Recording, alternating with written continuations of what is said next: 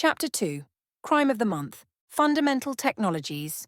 Well, aside from the obvious, I would have to say that the genius is the most radical alteration to the human being since telomeric clipping. Even more than biological immortality, the expansion of human cognitive ability through an integrated artificial intelligence was the greatest advance in our civilization. Everyone plugged into the vast knowledge of mankind all the time. Human intuition with access to a reference library of data. From Life Channel, interview with Albert Speter, Cardinal of Neurology, 12 hours before his assumption. Time was of the essence. Now that we had a red ball on the board, statistics said that if we couldn't get most of the solve in the first 24 hours, then it was a dismal step down. The Constabulary CID was located at the Joseph Habitat's Alleffecture, which was stuck to the drywood plate of the enormous rotating Habitat cylinder. The crime scene was located a mere 5 clicks away in Asheville Counter-Spin, the richest neighborhood on the Ark, and perhaps in the universe. It would be a 25-minute trip by local rapid transit to the crime scene, or a 7-minute hop by a commercial jumper, but I was going to make it in 180 seconds. I knew the 2-seat drone who was waiting for me as I emerged onto the jump pad of the Joseph Alleffecture. He was a sleek thing. His body was a matte black teardrop with a tiny tail and 2 stubby wings that stretched and flapped like the flippers of a whale to better orient their massive integrated turbofans. My step was light. We were more than 1,200 meters from the ground, and at this elevation, the rotation of the habitat was not good enough to maintain a full G. I crossed the jump pad in long bounding leaps, and Coroleth tilted himself slightly so that my last leap brought me directly into the cockpit. I barely had strapped myself into the crash couch and inserted my linkage into the console when the onboard intelligence launched us into the sky. This wasn't a safe civilian flight demon. Coroleth was almost 300 years old, and early versions of him had served in the last war, back when Jarm, Remus, and Devasti were names that inspired terror. When he had been chosen to serve with the Constabulary as our rapid response imprint, all the knowledge and skill of his thousands of combat engagements had come along with him. Coroleth wasn't a fighter model, but he was no stranger to risk, and he was well versed in all manner of daredevil behavior. It was, in fact, what made the Coroleth line famous. He knew my tolerances within a Pascal and spared me no kindness. I felt a familiar pain as Coroleth drew quants from my soul to generate a shroud. Coroleth already had scanner-absorbing skin and a stealth profile, so when the morpho-active ichor that pulsed just beneath that skin translated the light-bending shroud that my mind was spooling into reality outwards to envelop us, he was effectively invisible. Unlike the shroud I used in the game to deflect simulated lasers and cloak myself, this was costing me real quants, and the translation was not pleasant. It was hard to push any supernal effects, shrouds obviously included, beyond your halo. For most of us, our halo ended a few hairs from the skin, and you paid dearly for every extra finger with not much in terms of results. Honestly, the whole trip was a bit more dramatic than was absolutely necessary. A combat hook was not required for this kind of jaunt, but Coroleth did it just to remind himself he could. The constabulary brass had tried for years to curb this behavior, but when you had a demon with a pedigree like his, you had to tolerate some quirks. Not to mention all the cops loved it. It was incredibly badass to drop like a thunderbolt from the sky under full cloak. Made you feel like a Templar cataphract in Terminal Firefall. It was one thing to play the role on the Black Force server, but it was another thing entirely to experience it yourself. The building we were aiming at was a moderately sized example of 4th century architecture, old for Trinity, but barely middle-aged by most terrestrial standards of architecture.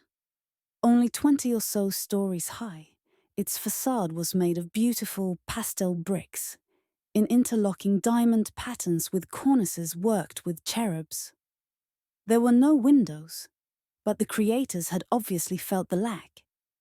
And instead of regular false windows, they had made insets of white stone that housed frescoes, murals, and bas-reliefs. The 4th century had been an interesting time. Beneath its exterior, the building was steel and diamond, armored and sealed, as well as a bank vault. It hadn't mattered that it was secure inside the greatest fortress ark of humanity. It hadn't mattered that it was only 4 blocks counter-spin from the Ashfall Nature Preserve, which even 100 years ago had been one of the safest and nicest places in all the universe. The needs of the time had been strenuous. In the here and now, such excess was considered gauche, and that, along with the fact it didn't have a direct view of the park, was the only thing that prevented its property value from being straight-up criminal. Well, that and local morality and property ordinance. I, of course, couldn't have told you what the property value of this block was, off the top of my head, but as always Nervash was there with the details, whispering factoids to me as my interest meandered across this topic and that. He didn't exhaust me with details, but he had over the years learned that I always appreciated a tasteful tidbit on whatever I was interested in. Koroleth cut his engines 5 seconds before we reached our destination, and we made the home stretch on a ballistic trajectory. I imagined I could feel his grin as his wings quivered and strained to hold course without power. The roof was less than 100 meters square, and I could see a waiting officer standing by the roof's one access door scanning the skies for my arrival. With a sneeze worth of microseconds to spare, Koroleth engaged his mag hook, and we came to a dead stop mere centimeters from the rooftop. When I stepped out of his cabin, I felt like a seraphim stepping out of heaven. And given the expression on the rookie, who had been sent to meet me, he agreed. I paused to give the Koroleth a pat on the side of his fuselage before sweeping past a stunned constable holding the door. McBride, 2 weeks out of the academy. Decent grades. Never been on a PsychoCIDE before. Nervash whispered the young cop's history to me as I took the stairs down 2 at a time. Koroleth would fold himself into a storage configuration and lurk on the roof in case I had further need of him, though I doubted I would. The apartment I was headed to was 7 levels down and was part of the building's central line, which meant no windows or external access of any kind. I was met at the door by Deacon Constable Alan Wing. Aloysia, our dispatch daemon, had given me a terse brief on the way over that included that DC Wing and his partner R.C. McBride had been the first on scene, and not much else. The DC was not quite as young as his partner who I had met on the roof, but he was still not the sort of man who had to invest heavily in razors. Wing was well regarded by his peers and had exemplary evaluations from the citizenry. He was less impressive when it came to his academics, but on patrol he was a real boon. It helped that he was 2.2 meters high and built like a bulldozer. He quelled trouble simply by standing nearby. McLauglin, Christ be with you. It's good to see you again. Aloysia told me you picked up the call, and thank Gautama for that. He favored me with a bright and mischievous smile. You know that Silvio is next up in the rotation. And also with you, I automatically responded, returning the smile as best I could while I spun my wheels trying to remember where he knew me from. Vicar Wallenbach case. 4 years, 3 months ago. He tried to hit on you while you were getting chips from Tessa's. Nervash was right there with assistance. He had it saved, low emotional violence, not enough to qualify for a primary memory, but worth taking a short text memo and a clip of Deacon Constable Wing leaning in and coyly asking for my name, while I remained thoroughly unimpressed. I re-examined the man and remained committed to my initial assessment. Sure, there was some deep brain attraction to his height, but Dad had mostly scrubbed that from my coding. Still, there was enough of a ghost in those old limbic routines that I felt it, but not enough to do more than give me a bare tingle. The man was an imbecile. His IQ couldn't have been more than 115, and I could have folded him twice along the seams with little challenge. He was big, yes, but there was no power to him. My face stayed stone, and I gave the DC a professional nod. Report. Initial call came from the Soul Bank, QMM for him. They said that they tried a load, and the geezer's head popped as soon as the state went solid. Course, they immediately lost their shit and tried to get in contact with the Vic. That worked as well as you would expect, so they called us and requested a home visit. McBride and I were the closest, so Aloysia set us to do the hop and knock. Wing swept a hand backward and took in the bloody mess that could be seen even from the hallways. We had to take the door. He continued. Took longer than we wanted. Our boy had a reinforced setup and an illegal home defense web. However, as soon as we popped it, we saw the corpse from the door and made the call. I had Ingrid start prepping the scene and have been waiting here for you. I nodded and indicated for the DC to step aside. There was a ghost of resentment in his face as he shifted his massive bulk aside. Perhaps he had expected more camaraderie. Once I would have cared to pretend, but I no longer did. Stepping into the home was like stepping through a portal. I was no longer standing in an apartment hallway on a habitat cylinder spinning in the void of space. Instead, I was standing in the home of some fantastic woodland spirit. The walls were made of braided vines and the living wood of healthy trees. The floor was a fusion of charming carpets and living grass. The light of a brilliant sun filtered through an arching canopy of branches and leaves. The entire thrustwood wall opened up into a misty sylvan glade, complete with a burbling spring and prancing woodland creatures. It was, of course, all an immaculate illusion. Had I tried to walk out into that glade, I would run into a very real wall layered with very solid reality, trademark paneling, whose dense optical crystals produced a convincing three-dimensional painting of whatever you wanted. The illusion broke as I put my hand on the nearest wall. Instead of rough bark, I was confronted by the smooth glassine surface of a holographic matrix. This was a place of wealth, so an indulgence or three was to be expected.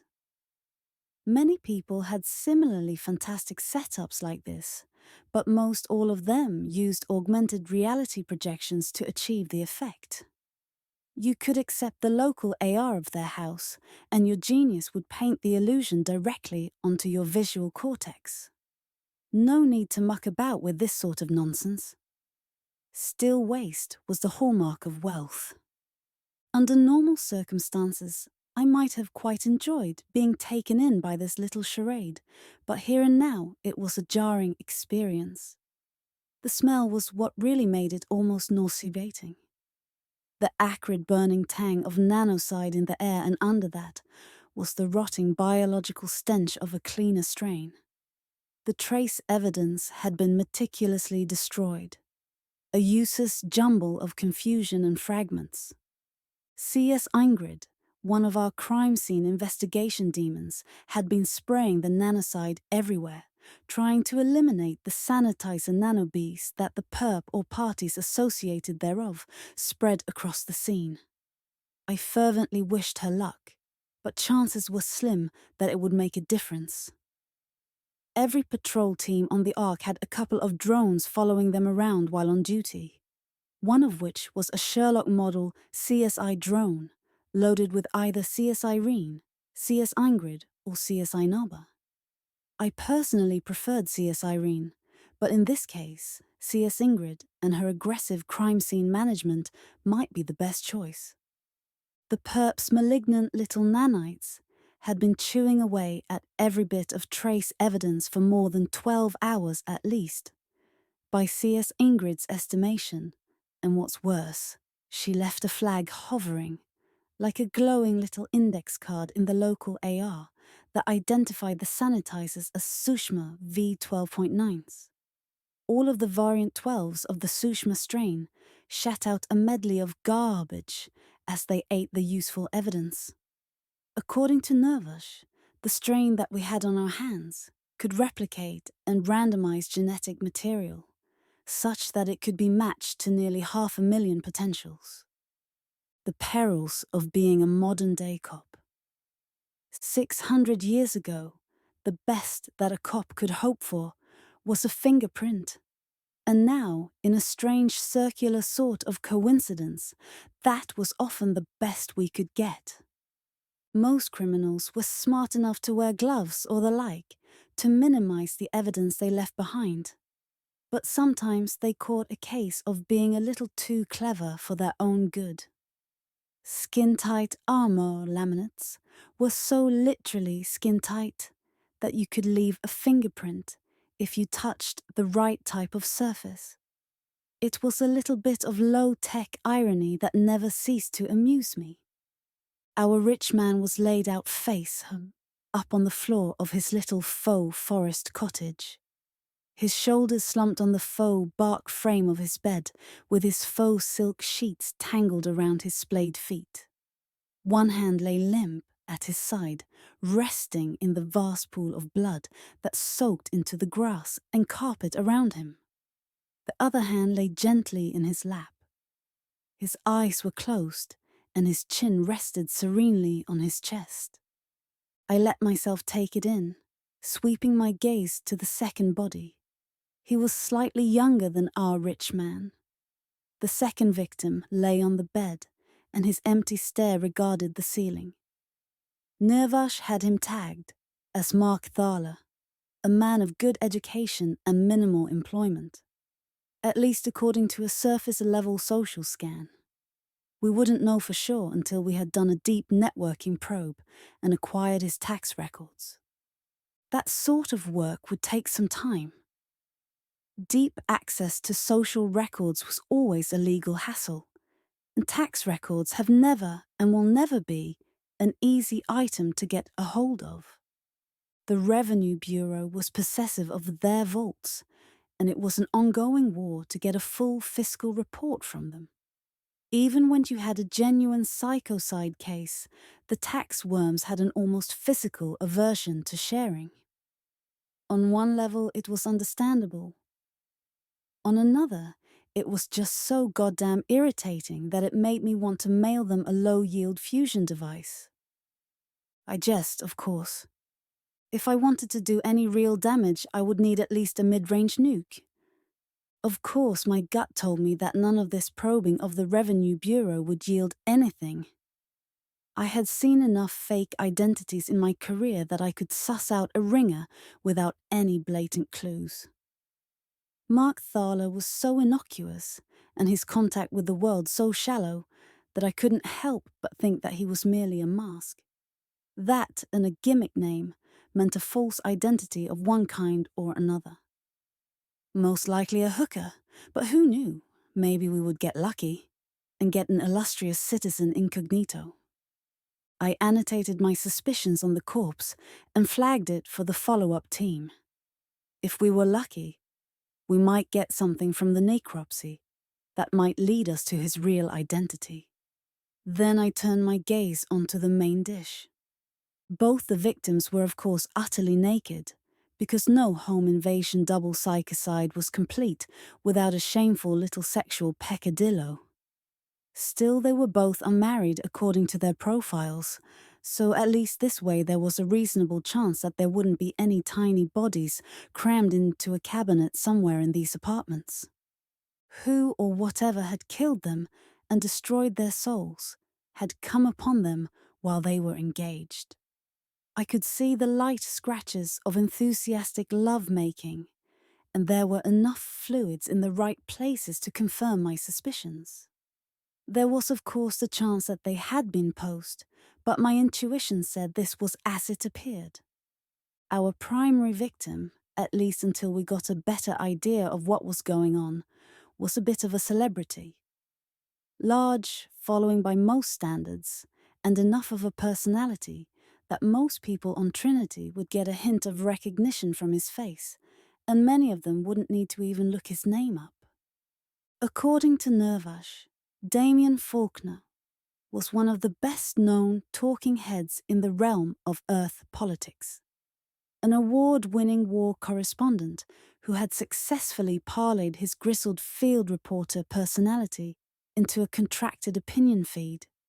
He was a major subscription for most of those who wanted well-moderated and well-thought-out opinions about old Earth policy. Faulkner was widely regarded as the leading expert on the internal affairs of the glorious nation and the kindred of the Amazon. The man was a hot political figure for those that fell into a certain clade. What information Nervash was pulling down from the grid showed me that the man was no stranger to incredibly heated arguments and controversial topics. According to my genius, there was quite literally 3 decades worth of Sturm und Drang that surrounded him. However, the longest and most consistent political association was with a special interest group called the Reclamation Movement Advisory Council. The premier proponent of something called the Reclamation Movement, or colloquially the Reclaimers. I'm not a political kind of person, and while I was vaguely familiar that there were some who wanted to reconquer old Earth, it wasn't something that came up in my life very often.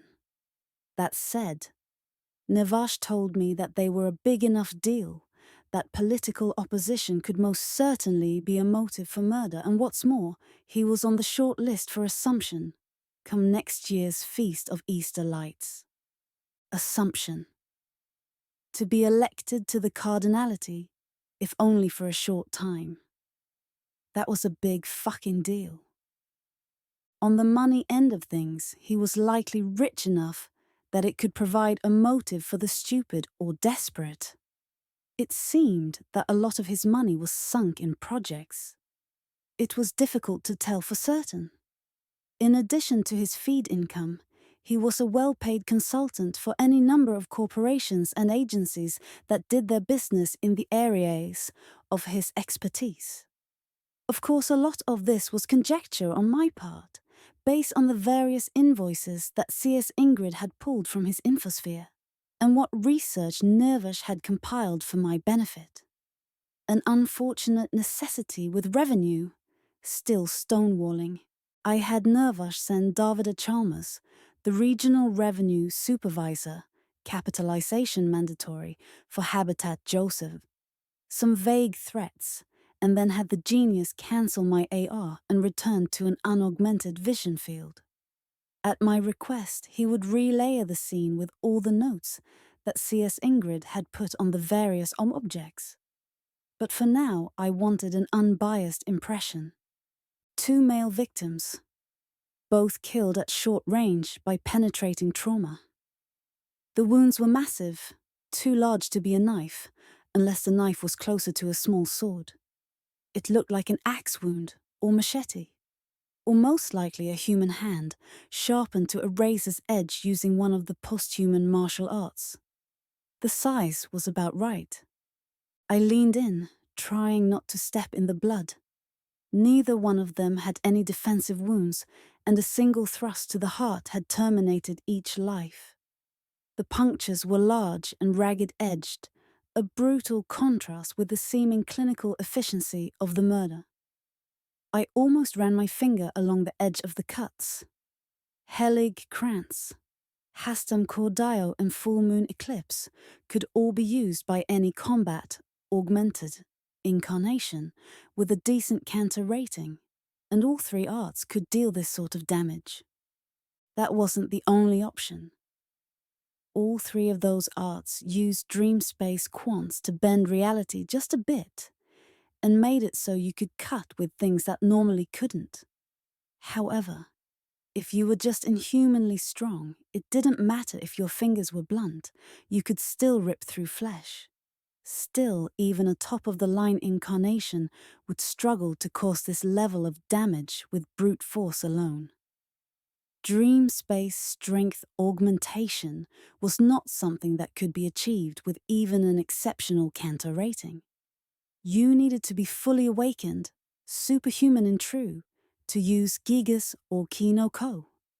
A machine could manage this level of damage. Human form combat drones were exceptionally rare, but they existed. Only no drone could draw dream space into reality. And without a significant amount of dream space quants, you couldn't perform the black transformation and kill someone's soul. A powerful reaving Ethame could lighten the quant requirements down to the point where even a child could execute the transformation. But I was certain that none could reduce the cost to zero. I was fairly certain. Well, maybe I was fairly certain. Only perhaps it was a rare full conversion cyborg, a human brain floating in a fully mechanical shell.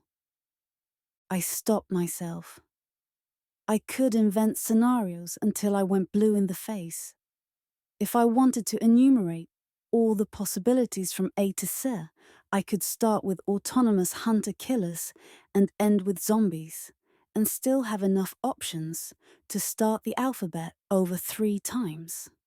Deduction wasn't going to help us much at all. Neither of the men would have bled much under normal circumstances. Indeed, the once and former Mark Thaler had sprinkled no more than a few drops on the fluffy duvet of the bed. This, despite the size of the gaping hole in his sternum, was unremarkable. By the looks of it, the blow had destroyed his heart nearly instantaneously.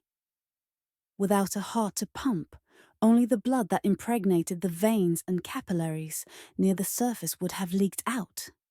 And given that he had fallen onto his back, most of that blood had obeyed the mandates of gravity, or centrifugal force as it were, and remained within him. Faulkner was different. His heart had been similarly ruined by a single titanic blow, but his body, it seemed, was made of slightly sterner stuff than his younger companions. The benefits, if you wish to call them that, of an upper-range custom biosculpt incarnation. More than anything, the spacious home and reality, trademark walls included. It was the magnificent piece of bioengineering that had once served as the home for the mind and soul of Damien Faulkner that showed his wealth. Subtle silver lines traced the sharp, handsome angles of his face, indicating to all that cared to look that he was not running around in some cheap, popped-out-of-the-womb bullshit. If you really knew your bio-customs, you could probably identify the make and model based on nothing more than those lines. Me. I deliberately don't know Jack. But I had Navash who was hot and ready with the cheat sheet. I made a quick inquiry with my genius who, as it happened, knew the body was made by Colonnade Brinkley, one of their high-enders, the Agathon. The precise specifications were not publicly available, and even if we had them on hand, Nirvash told me that Colonnade Brinkley never made 2 Agathons that were precisely the same. That was of course why one went to top-of-the-line biosculptors. Any bottom-of-the-barrel flesh market could clone you an off-the-shelf model. The real money was in a biosculpt that was in fact sculpted to the wearer. Once the autopsy was done, and the coroner had a chance to read the engravings on the pelvic crest, we would have a much more certain idea. By Trinity ordinance, manufacturers had to stamp all the long bones with full model specifications, as well as any of the factory floor customizations. Technically, the same was true of any modifications that you made after loading into your new body. But that was a lot of work, so most biotechs just added their alteration notes to the iliac inscription. The hip bone was close enough to the surface that you could do it in less than a minute and without having to make any cuts. Documentation was a bit of an enforcement grey area. Inspectors in the biohack division used it as a bit of leverage when they wanted to squeeze an uncooperative vendor, but in the end it was really difficult to prove, and the violation wasn't much more than a fine and lecture. That being said, piss off a biohack DI, and they would devote as much time as needed to piling you up to your eyeballs in violations. I briefly re-engaged my AR and thumbed through the initial report that the CS Ingrid had left, floating over the body of what would from now be referenced in all official literature as Victim A. Of course, I didn't really thumb through anything, and the report wasn't hanging anywhere but in a local network composed of all the police grid points in the immediate area. It was a nice metaphor. I tapped the virtual sticky note CS Ingrid had left in the augmented reality that we shared and uploaded the field report into my grid. Nervash parsed and parceled the data, and then I spent a few moments reviewing the findings. Damien Falker, hereby transformed by the agency of the state into Victim A, had an incarnation of at least C10 grade. Not quite mil-spec, but a high-end sports frame at the very least. Though the utter destruction of the heart had crippled him, his body had the capacity to maintain brain function for at least 10 hours following complete cardiac arrest, and had numerous backup systems that ensured that blood flow could and would continue post-mortem. Turbinate organelles buried in the large vessels would slowly pump and pump and pump, a lethargic ooze of blood that would attempt to circumvent the damaged heart via an emergency shunt that would drop the heart out of the circulatory loop. Mostly, it was that niggling mostly that explained the enormous pool of blood that everyone was tiptoeing around. Apparently, the system had worked as advertised and kept things going, but the damages had been so overwhelming that his body had found itself powerless to stop a slow and steady leak of vital fluids. So it seemed that over the course of several hours, that magnificent body of Damien Faulkner bled out, all the while paralyzed and possibly aware of what was going on. I say possibly because of the reason I am here. Generally speaking, you don't call PsychoCIDE for bodies. There are a lot of things that can kill a body, and for the most part it ends up being a bit more trouble investigating than it's worth. You can hire an investigator if you need proof of malice for an insurance filing, but most of the time we just file the paperwork ourselves. It is quite hard to debate the veracity of a malice claim when the on-record cause of death is massive trauma secondary to gunshot, stabbing or whatever. Unless the victim is uninsured, it is a quick hop into a new incarnation, and then after months of calibration, adaptation and all that rigmarole, it was then on with their life in a brand new body. When my line rings, something has gone sideways. Perhaps the head is gone, and there is trouble finding the last remote save. Or maybe the head is still there, but someone has ripped the skull apart and absconded with the save point. Maybe they tried to load from backup, and it was corrupted, or the backup loaded and then immediately fractured. They called us not just for the confirmed cases of soul death, but also for the ones where it looked like someone had something to hide. Generally, they called us for the murders where someone had a goal beyond inconveniencing their victim. Whether or not they succeed is often irrelevant. Once a call is placed, we pick up the case. It is supremely bad form to turf a mundane homicide back to the lower echelons. Genuine PsychoCIDEs are so vanishingly rare, on Ark Trinity at least, that we spend a lot of our time sitting on our proverbial thumbs. Thus, one of the ways that we cultivate positive diplomatic relations with the other departments is by taking their workload. As a point of pride and in the spirit of cooperation, we spend our free time solving other people's cases. Mostly homicide cases that people initially thought might be PsychoCIDE, but we also do more than our share of mind crimes. Personality theft, phylactery violation, illegal schisms, bloodstone trafficking, mind harvesting, grace theft, shadowing without a license, and more. You name a soul crime, and I have probably slogged through that particular network of trenches. In this case, the Red Desk of PsychoCIDE got a heads up, even before the patrol unit had been dispatched and the bodies discovered.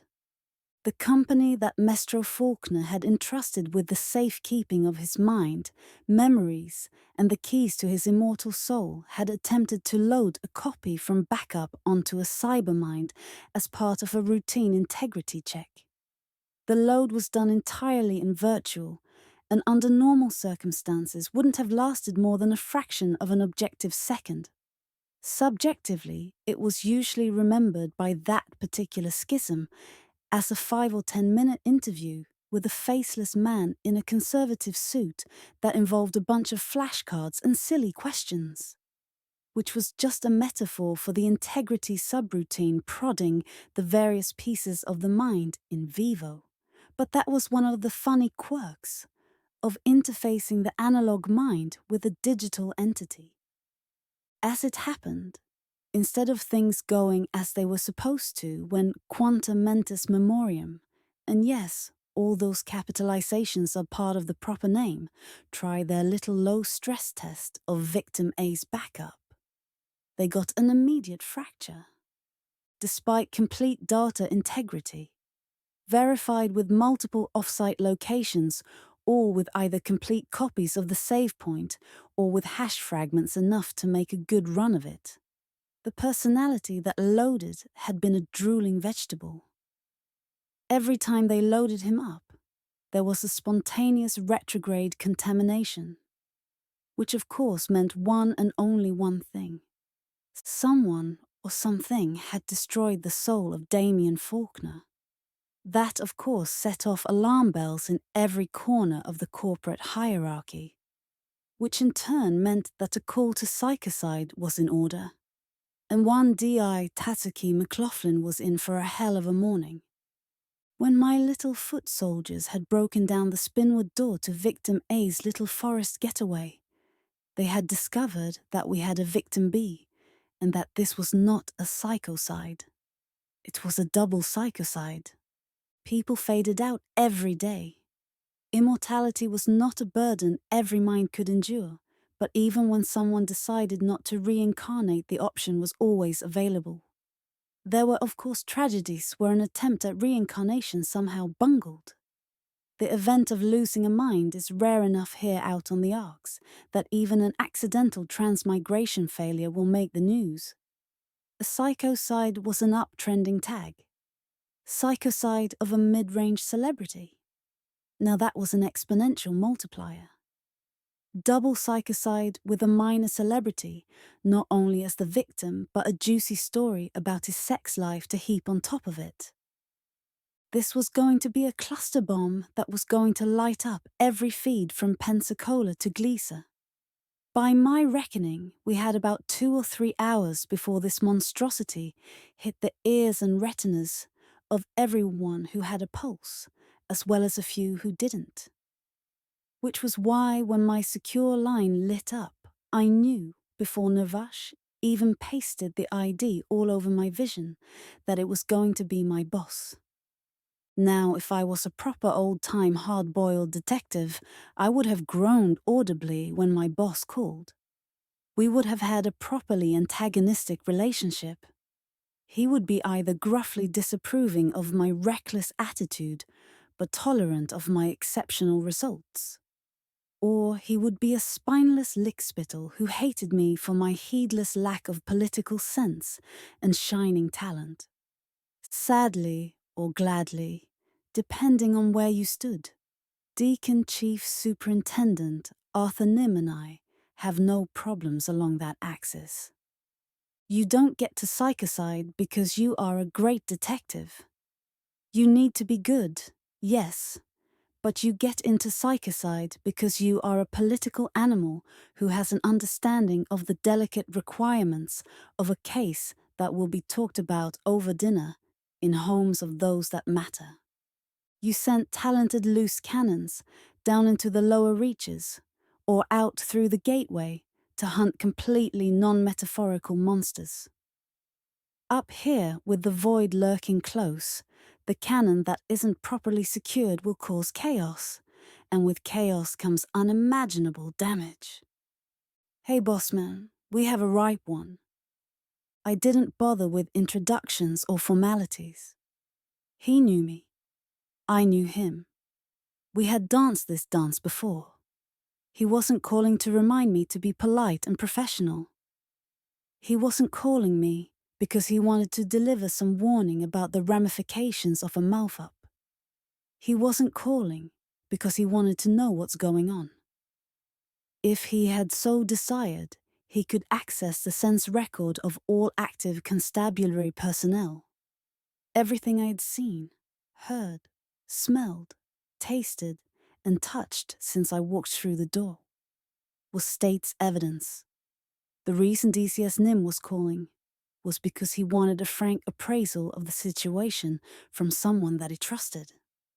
A heavy sigh echoed down the line, even as the deeply lined face of Arthur Nim swam into existence in the center of my vision. Why am I not surprised? His voice dripped with sarcasm. That was enough to draw an actual vocalized laugh from me. It lasted all of half a second, and to any outside observer, it looked like I had just guffawed at some private joke. It wasn't really a funny joke, but when you are staring at yet another stretch of brutal rapids, almost anything can bring a chuckle. High tension and status look for any release they can. Because this isn't your first time at the rodeo, I responded, and he chuckled back. Anyways, I continued, we have a double. One is a 3-ring circus that hasn't yet gotten the tent up. The other is a bit of a cipher. Initial reads cheating lovers surprised by a third party. Or perhaps Hooker and John. My working theory so far is that Faulkner is the target and that lover boy just got caught in the hit. A hit? You think so? There was concern in the superintendent's voice. Contract killing is a lucrative business if you can make it stick. Those that made a career of it tended to be resourceful. Resourceful in this circumstance being a euphemism for beyond deadly and crazy to boot. Having a personage of such high resourcefulness on board the Ark represented a unique problem. Above and beyond the whole, wanted for the terrible crime of PsychoCIDE, there was serious apprehension risk. Just because you tracked down the culprit didn't mean that he, she, or it would allow capture without catastrophic collateral damage.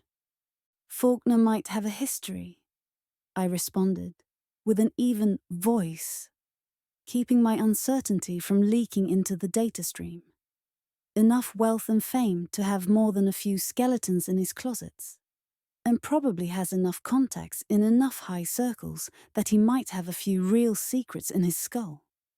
The job was precise and brutal, but most likely done by hand.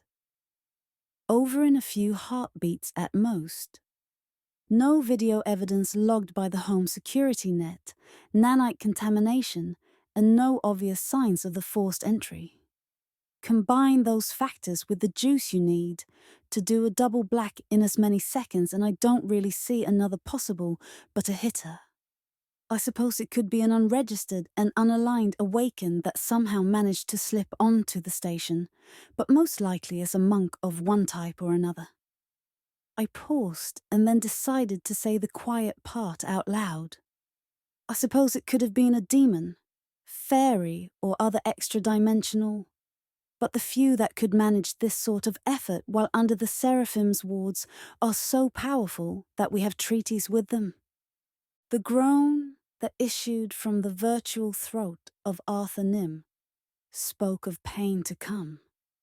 The chief superintendent's job was nominally about supervising his officers and finding more effective and efficient means of both crime solving and crime prevention. In reality, his job was essentially money and public relations. On one front, he did his best to prevent our operating budget from being slashed by proving that we need and are worth every mark. And on the other front, he did damage control with other agencies and departments and with the various medias, thus prevented the big bosses that be from coming down on us for our manifold sins. His job became much, much harder whenever there was a case that drew serious attention from the powers that be. Anything else, boss? I was done and spoke the question without expecting a response. I had said my piece. Everything else was in the abstract that Nervash had drafted and then sent while we were talking. Actually, He said. there is. I felt a prickling of fear. There was an ominous something in his tone.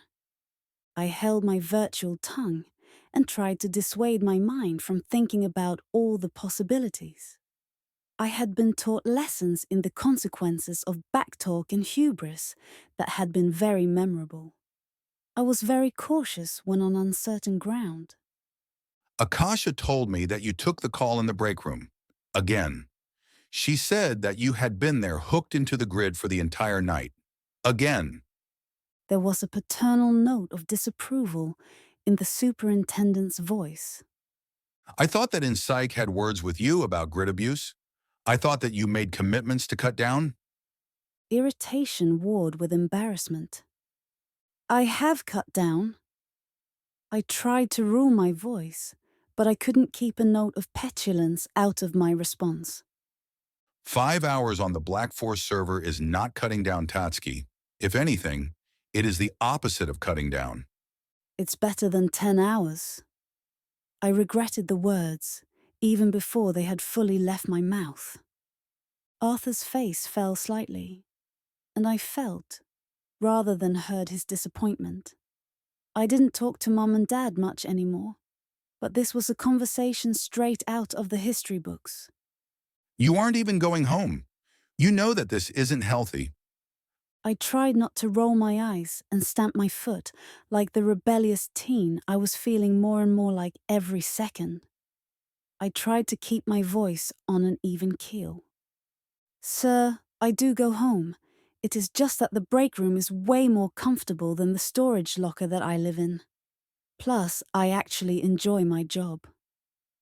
That was at best a half-truth and more likely a little white lie. The truth was too complex to pass, even for me. Nirvash had spun up my deception package and I prayed that my algorithms were better than his. Tatsuki. He started with the gentle tone one uses with drunks, and the mentally unhinged. I've done my research. Most of those sims that you play around with have pretty high compression. Last night alone, you logged more than 48 hours of relative time. You and I know the real reason you live in the break room is that your apartment doesn't have the demon needed to run compression of that degree. Sir, I started to voice a protest, but Arthur cut me off. Stop. I don't begrudge you your escape. The InPsych report I have on my desk says it keeps you functional and level-headed, and I need you to stay that way. I just need some assurance that this is not going to spiral out of control. I sputtered, at a loss for words. What did I do? Offer another hollow promise? I didn't know what else to do. I only had so many moves that felt right. I wasn't going to stop. I was smart enough to know that. Arthur, I know you are concerned. Hell, I'm concerned. He made an ugly noise. The sort of unimpressed sound that speaks of low expectations being fulfilled. Do continue. He said, and I knew that this was going to be a harder sell than I thought, so I changed tactics. Chief, I said, bringing a little formal distance to this increasingly uncomfortable conversation. I know that you are concerned, but you know as well as I that I have two big things in my life that I care about. One is this job, and the other is my Sims. But I don't let my personal life fuck with my job. Have you ever known me to drop a case, mouth up an investigation, or engage in any manner of delinquency? It depends on your definitions of delinquency. He growled back at me. Yeah, you have been an exemplary officer, and as far as I can tell, a good woman. Your deficient morality and piety scores aside. Great case record, no disciplinary actions, and all that bullshit that makes the chief and me a happy man. As your friend, I am concerned, but I am wearing my superintendent's bars right now. The whole reason I am having this conversation is that I just got official notification that Internal Affairs is opening a case on you, and that means that the Snoops have had an unofficial case on you for months at the very least. I was taken aback, to say the least. If Navash hadn't been engaged in social masking, my jaw would have dropped. What a ton of fucking bricks. Sir, I flubbed about for words, panic rising from deep within. It was the sort of animal fear that set your heart hammering and stoked your breath. What? I squeaked. Arthur let out a deep breath. I didn't want to bring this up until I had more information. They haven't given me any hints on the subject of their investigation, but it doesn't take a genius to figure out what they are looking at, and I want you to take a serious look at yourself. Ask the tough questions. What? Repeating myself was all I could think to say. Don't play dumb with me, Suki. I sign your paychecks, and I know that you can't afford your gaming habit on the salary that we are paying you. Compression at the levels you have been using requires lots of quants, a lot more than your admittedly impressive canner rating would give you, and unspun quants don't come cheap. Even accounting for the processing boost you are siphoning off Rommel, which by the way is bending the rules, the numbers don't add up. He jabbed a metaphorical finger at me and continued. Now what you did and how you decide to play this will decide how the Snoops deal with you. It will also decide whether or not I go to bat for you. If you have been siphoning from the Constabulary Reserve, then this is going to be bad, but if you come clean to me, we can probably leverage InPsych's profile and make a convincing addiction case. That way you get treatment instead of a criminal case. If you have been taking kickbacks or leveraging your status as an officer of the law to pay for those missing quants, then this is going to be a lot worse. I would advise you to grab some legal counsel and batten down the hatches, because you are sailing into rough waters and I am not going to back you up. I kept my mouth shut and my face set in stone. Even with the emotional masking, I was dangerously close to cracking. Now, if it turns out you have been freelancing and just haven't filled out the proper conflict of interest forms, then this is going to be a walk in the park. Just tell me, and we can fudge some dates and pretend we forgot to send the paperwork. Now, you don't have to answer me right away. You have a case to work, and if it is as bad as you say it is, then I need you. Just remember that if I have to learn the truth from the Snoops, then I will hang you out to dry. It was a strange feeling that seized me as he finished speaking. It was like being shot in the leg when you were sure that the bullet was going to find your heart. Immense relief, tainted by the uncomfortable knowledge that you had still been shot. It also hurt. I don't have many real friends, and I had sort of built up my boss in my mind as someone that I was close to. Someone who knew me, and who would have my back no matter what. It appeared that neither of those things were true. The superintendent, for all his political smarts and experience, was not omniscient. Hell, he wasn't even remotely close to the truth. I gave my boss a dull nod and a half-hearted K and closed the line down. I was still screwed. The truth was just as illegal.